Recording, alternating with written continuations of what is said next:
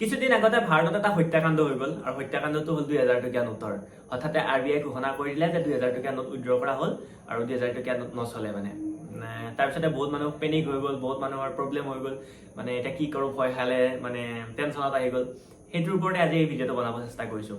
চাওক, ইয়াৰ আগতে যেতিয়া ভাৰত চৰকাৰে মানে RBI নোট বন্ধ কৰিছিল 500 টকীয়া আৰু 1000 টকীয়া, সেইটো সময়ত যিটো চিটুৱেশ্যন আছিল সেই চিটুৱেশ্যনটো বৰ্তমান নাহে। তেতিয়া যেতিয়া নোট বন্ধ কৰিছিল 500 আৰু 1000, দুটা নোট একে সময়তে একেলগে ডাইৰেক্ট বন্ধ কৰি দিলে। তাৰপিছত আৰু ক'তো নোট একচেপ্টটো নহয়, কোনো দিব নোৱাৰে, সেনেকুৱা কণ্ডিশ্যন হৈ গ'ল এক্সেপ্ট বেংক, মানে বেংকৰ বাহিৰে। কিন্তু বৰ্তমান 30 ছেপ্টেম্বৰলৈকে সময় ৰাখিছে যে 30 ছেপ্টেম্বৰলৈকে আপুনি সেই নোটটো ইউজ কৰিব পাৰিব, বেলেগক দিব পাৰিব, বেলেগেও ল'ব পাৰিব। গতিকে সেইবাৰ যিটো চিটুৱেশ্যন হৈছিল, মানে বেংকত লাইন লাগি গৈছিল, মানুহে নোট এক্সচেঞ্জ কৰিবৰ কাৰণে, ডেপজিট কৰিবৰ কাৰণে, বৰ্তমান সেই চিটুৱেশ্যনটো মোৰ হিচাপত নহয়, কাৰণ যথেষ্ট টাইম আছে 30 ছেপ্টেম্বৰলৈ। আৰু এই চিটুৱেশ্যনটো নোহোৱাৰ আন এটা কাৰণ হ'ল 2000 টকীয়া নোট মানে মাৰ্কেটত বহুত কম আছে। মাত্ৰ 10% 2000 টকীয়া নোট আছে, যিমানখিনি মানে ভেলু হয় আমাৰ ইণ্ডিয়ান কাৰেঞ্চি, মাত্ৰ 10% হে 2000 টকীয়া নোট আছে। আৰু সাধাৰণতে যদি চোৱা যায়, দুখীয়া শ্ৰেণীৰ মানুহে 2000 টকীয়া নোট নাৰাখে, ক'ত ইউজ কৰে, মানে নাপায় ইমানখিনি টকা। গতিকে তেওঁলোকে 2000 টকীয়া নোট বৰ বিশেষ নাৰাখে। যদি USA লগত কম্পেয়াৰ কৰি চাওঁ, তেতিয়াহ'লে ভাৰতৰ এজন মানুহৰ বছৰি ইনকাম 1.5 লাখ আৰু USA মানুহজনৰ 50 লাখ টকা। গতিকে USA হাইয়েষ্ট কাৰেঞ্চি কিমান জানেনে? মাত্ৰ $100। ইণ্ডিয়ান ভেলু মতে প্ৰায় 8000। কিন্তু আমাৰ সেই অনুপাতে মানে সেই ৰেচিঅ'ত চাব যদি যাওঁ, আমাৰ 2000 টকীয়া নোটখন বহুত ডাঙৰ হৈ যায়। আমাৰ প্ৰয়োজনে নাই 2000 টকীয়া নোটখন, মানুহে ইউজেই নকৰে 2000 টকীয়া নোটখন। গতিকে 2000 টকীয়া নোটখনৰ এফালৰ পৰা প্ৰয়োজনো নাই। কিন্তু 2000 টকীয়া নোটখন মাৰ্কেটলৈ কিয় আনিলে জানেনে? যেতিয়া 500 টকীয়া আৰু 1000 টকীয়া নোটখন বন্ধ হৈ গ'ল, তেতিয়া এটা বেলেঞ্চ কৰিবৰ কাৰণে এই 2000 টকীয়া নোটখন মাৰ্কেটলৈ আনিছিল। কিন্তু এতিয়া RBI মতে 2000 টকীয়া নাকাম, 2000 টকীয়া নোটখনৰ কাম হৈ গ'ল, তাৰ একো কাম নাই, গতিকে তাক বিদায় দিব লাগে। সৎকাৰ কৰি পেলাই 2000 টকীয়া নোটখনক হত্যা কৰিব লাগে। RBI সেইটোৱে সিদ্ধান্ত, সেইকাৰণে 2000 টকীয়া নোটখন বন্ধ কৰি দিলে। ইয়াৰ পিছত 2000 টকীয়া নোটেই হওক বা 1000 টকীয়া নোটৰ প্ৰয়োজন আছে নেকি? মই ভাবো একেবাৰে নাই। আপোনাক ক'লোৱে কিয় প্ৰয়োজন নাই, মানুহে ইউজে নকৰে।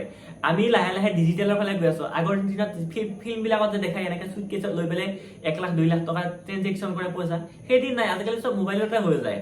আজিকালি আমি UPI কথা কওঁ বা নেট বেংকিঙৰ কথা কওঁ। যদি ইমানবোৰ বস্তু আছে, তেতিয়াহ'লে ইমান ডাঙৰ ডাঙৰ নোটৰ কি দৰকাৰ? আমি এনেও ইউজ নকৰোঁ।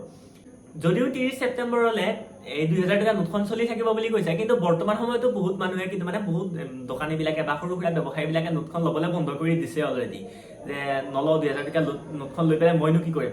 আৰু সেইটো হয়ও বাৰু, কাৰণ এজন সৰু ব্যৱসায়ী এজনে ইমান 2000 টকা যদি লৈ আপুনি যদি তেওঁক জোৰ কৰি দিব যায়, তেওঁ বাৰু লৈ পেলাই অলপ সমস্যাত নপৰাও নহয়, তেওঁ সমস্যাত পৰিব।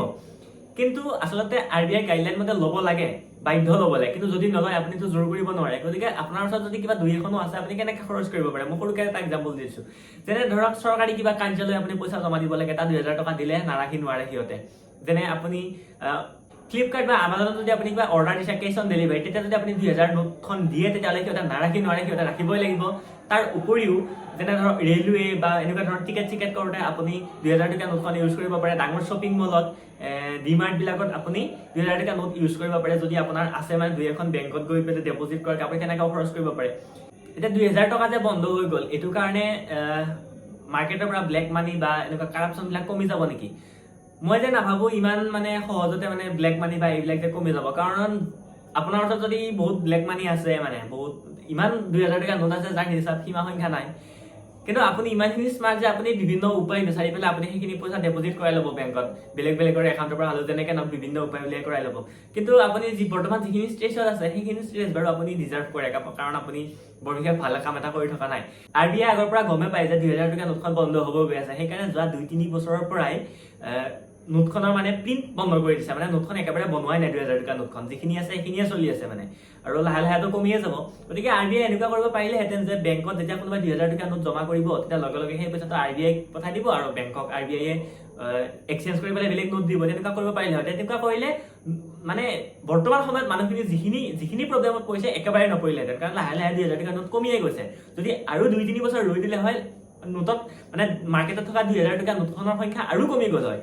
তেতিয়া মানে বৰ্তমান যিখিনি সমস্যাত পৰিছে সেইখিনিও নপৰিলে হয়। সেইটো কৰিব পাৰিলে হয় অৱশ্যে, আৰু যি কৰিছে বেয়া কৰিছে বুলিও নকওঁ, ভাল কৰিছে বুলিও নকওঁ, কিন্তু মই নাভাবোঁ যে আগতে 500 টকীয়া আৰু 1000 টকীয়া নোটখন বন্ধ কৰোঁতে যিটো সমস্যাত পৰিছিলে বৰ্তমান সেইটো সমস্যাত পৰিব বুলি মই নাভাবোঁ। আৰু আপুনি একদম চিন্তিত হোৱাৰ দৰকাৰ নাই, আপোনাৰ হাতত সময় ধেৰ আছে, 30 ছেপ্টেম্বৰলৈ সময় আছে, গতিকে বিন্দাছ এনজয় কৰক। আপোনাৰ হাতত যদি আছে 2000 টকীয়া নোট য'ত খৰচ কৰক, যদি মন যায় মানে, য'ত খৰচ কৰিব নালাগে বাৰু, যদি বেংকত ডেপজিট কৰিব পাৰে আৰু মই ক'লো কেনেকৈ খৰচ কৰিব পাৰে।